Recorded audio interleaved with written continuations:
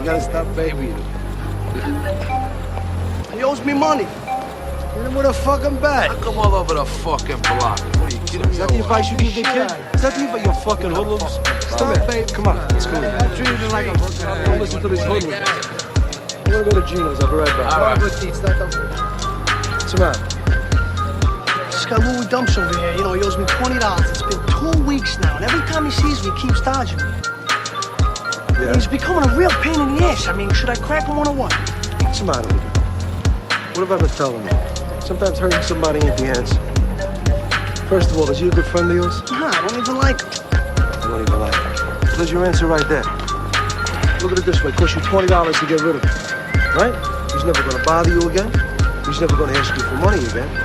He's out of your life for $20. You got off cheap. Forget it. You're always right. You're always right. Yeah, I'm always right. If I was always right, I wouldn't have done 10 years in the joint. What did you do every day? There's only 3 things you can do in the joint, kid. Lift weights, play cards, or get into trouble. What did you do? Me? I read. What did you read? Live here, Machiavelli? Who? Machiavelli. He's a famous writer from 500 years ago. Availability. That's what he always said. Availability. That's right. Listen to me. I can live anywhere I want to. You know why I live in this neighborhood? Availability. I want to stay close to everything. Because being on the spot, I can see trouble immediately. Trouble is like a cancer. You gotta get it early. If you don't get it early, it gets too big, then it kills you. That's why you gotta cut it out. Arish?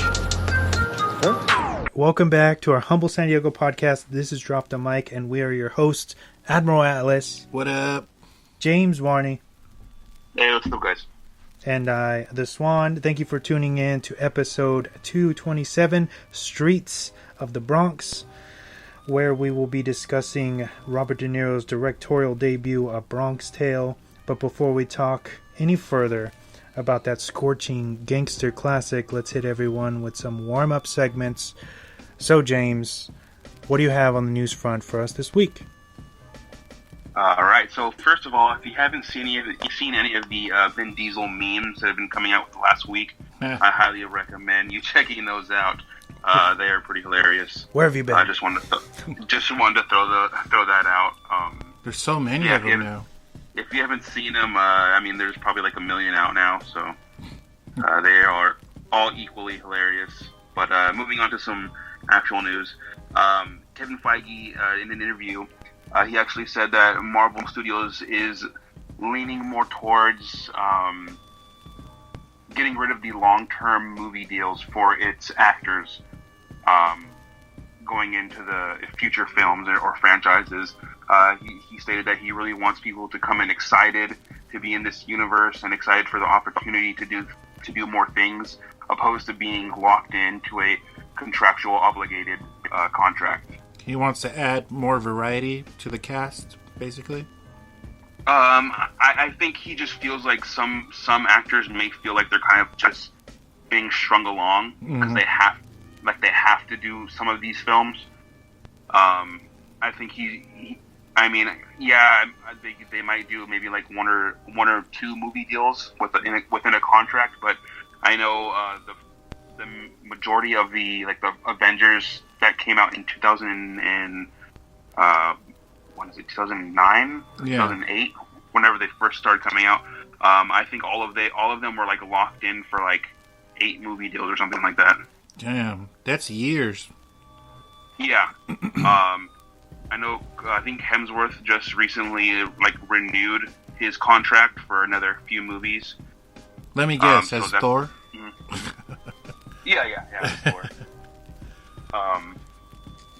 But I think they're going more along the lines of shorter contracts and stuff like that, just to keep people excited to be in movies and not feel like they have to do a cameo or whatnot in other films. But so I thought that was pretty interesting. I kind of like. And then it looks like. I was gonna say I kind of like that that they show up in other films, but I guess it can get overwhelming and kind of overkill for some of the actors all the time. Like, didn't they already kill off Iron Man? Yeah. Massive spoilers. Spoiler. Even I knew that, right? But come on, who I mean, hasn't? if you haven't seen it, I mean, you're not going to be disappointed from hearing that. So you're obviously not that into it to be your heart getting broken by that spoiler. So that I'm just trying to say, like, if they're going to follow through with this thing that they're doing, they could potentially bring back another person as Iron Man or other characters after they're already quote unquote done. I think they could, but I don't know how. I don't know. It's always a possibility. Yeah. Also, with this, like, the multiverse thing that they're going towards now, that's where, Doctor Strange, the multiverse of madness, and things like that that's where those are leading to. So the possibility of alternate universe Iron Men or Iron Women or, whatever, that's always a possibility now. But moving on to another pretty interesting news article that I read, coming from Zack Snyder, it looks like another Army. So he did Army of the Dead for Netflix. That came out a couple of months ago. He is doing a prequel for that film, which is called Army of Thieves, which will show. It'll star I believe he's German. They reference him as being German in the film. He's the safecracker in that film. He's going to be in this one as well, and it's going to follow along. I guess him and his crew as they break into a couple of banks or something. I'm not really too sure of what they're going to be doing in the movie, but they're thieves, of course. So isn't like in the Army of the Dead where isn't like there's like a treasure within like a mall or something, and they have to go back and get it. So it's Vegas. Basically, Vegas has become overrun with zombies, and they've kind of caged it. They've closed in Vegas so nothing can escape. But they send in this rich guy sends in all of these guys to go break into a safe that holds $400 million or whatever, and they get a share of it. Do we know if this prequel is going to have zombies as well? I don't think so. This is pre-zombies, so it's just going to be a heist film, I would assume. No zombies. Cool. As of now, from what I've read, it doesn't look like there's going to be zombies in this one. Okay. But I thought that was pretty cool. I think the German guy was probably my favorite character in the film. If you haven't seen it, definitely check that one out. That's on Netflix, right? Yeah, it's on Netflix. It's a Netflix original. Cool. What else do we have here? Tiny wreck that. It looks like Zack Snyder will be making his next movie. So I think the Army of Thieves is going to be coming out soon, within the next probably 6 months or so. And then he's working on another one for Netflix that's exclusively for Netflix, which is called Rebel Moon. I guess he said it's kind of... Have you ever heard of a film called Seven Samurai? Yes. So he's referring to Seven Samurai in space. It's going to be a sci-fi adventure film. I guess this was... I guess he had pitched a Star Wars story to Disney or Lucasfilms, and they rejected it. So he's kind of retooling this pitch idea that he had for them and retooling it into this film that he's going to do for Netflix. That's pretty dope. Interesting. It's going to be in the vein of Star Wars, pretty much, or it's a rejected Star Wars story. Yeah, he's obviously going to change it so it fits his realm, his new story that he wants to do. But I guess it was originally a pitch for a Star Wars film that he was maybe a runner-up to be a director for one of the films, but got turned down eventually. So yeah, I thought that was pretty cool. I think that is it for me news-wise. Cool. Well, I didn't have too much of news. It was just something that we talked about right before the podcast or this episode was it's coming to Disney Plus in August 11th. So that's like pretty much right around the corner. It's called What If? and it's basically a alternate reality of Marvel.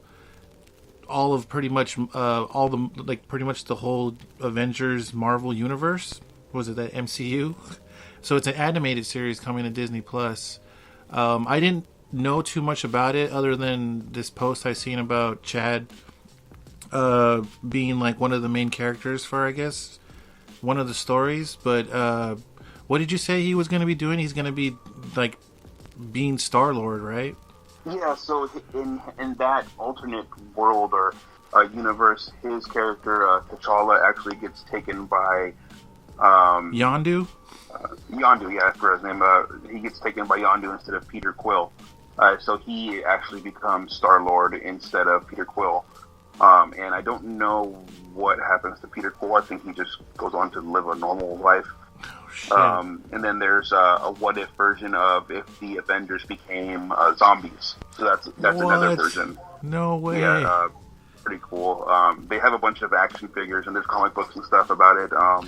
Peggy Carter becomes Captain Britain, which is pretty cool. Gamora is actually, I believe she's kind of like, she actually becomes like a version of Thanos. Oh. And Spider-Man becomes Doctor Strange, or a version of Doctor Strange. But he still has the Spider-Man suit, but he has the cape that Doctor Strange has. So is it going to be just like a direct adaptation from the comic to this, like a series? That's what I'm thinking. I'm not 100% sure on that. They may change some things just to keep it a surprise for people who have read those comics and stuff like that. Mm-hmm. If they were smart, I think that's what they would do. They would change it up a little bit. But other than that, that's all I really know. I'm not too familiar with that branch of comics. I know a little bit about it, just from what I said. But if I go into detail, I wouldn't be 100% sure on my facts on that one. Yeah, and then also what stood out from the post was that this is Chad's last piece of work before he passed away. So he's just going to be voicing a character in the animated series. Well, T'Challa. So he'll be Black Panther. So yeah, this is like his last work. So it'll be cool to... that'd be really cool to hear him again. I know, speaking of Chadwick Boseman, I know they... I think they're in pre-production right now for the new Black Panther film. And I know a lot of the actors have said it's really kind of weird and surreal to not have him there. Yeah. And they said it feels kind of weird to be filming a Black Panther film without him being present. Without Black Panther? Yeah. But they said, that what they're doing is going to be something great for him and kind of like in his honor. So I think that's really cool. I can only imagine how awkward it kind of feels to do it without him. Michael B. Jordan is not part of that, right? As far as I know, that's not happening. I know there were some rumors talking about him maybe coming back to life or coming back as, Killmonger, and then kind of having a change of heart and adapting to the Black Panther way and stuff. But I don't think that's happening. That'd be kind of cool to have that happen, but I know he hasn't said anything any much more about it. I know he did speak on it because it was a pretty hot topic a few months ago when everything was going on. Yeah. And he said, he would like to. It's a cool idea, but he hasn't heard anything or he hasn't been contacted. Although he could be lying, of course. It should be a what if episode. Yeah, you never know. That would be cool. But yeah, as of him being in it, I wouldn't be able to say that he is for sure, but I know he has spoken on it. Cool. So yeah, that's something that I don't even know if it's news, but that's something that I'm looking forward to. Just on a whim, I heard about that. I haven't really dove deep into the news other than what I hear on the interwebs besides, Instagram and shit like that. But yeah. I'll pass the mic over to Wesley. All right. Thank you. I have just 3 kind of quick pieces of news. 2 of them are kind of downers, but we need to give some shouts out. So recently we lost a hugely iconic